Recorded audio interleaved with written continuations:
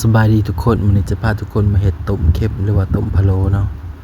ซึ่งว่าต้มเค็มนี่จะมีหลายสูตรแตกต่างกันแล้วแต่ไผสิเฮ็ดเด้อทุกคนขั้นตอนทำอีกก็ให้เจียวผักเทียมที่เฮาตำปนกันกับหากปลาของปองเจียวให้หอมแล้วก็ตามด้วยน้ำตาลคั่วไปจนน้ำตาลเฮาเปลี่ยนสีเป็นสีแดงแล้วก็ตามด้วยซีอิ๊วดำผัดทุกอย่างให้เข้ากันตามด้วยน้ำสะอาดตามด้วยขิงเครื่องอบหรือว่าเครื่องพะโล้เกลือเป็นนัวคะน้อซอสหอยคนทุกอย่างให้เข้ากันแล้วก็ตามด้วย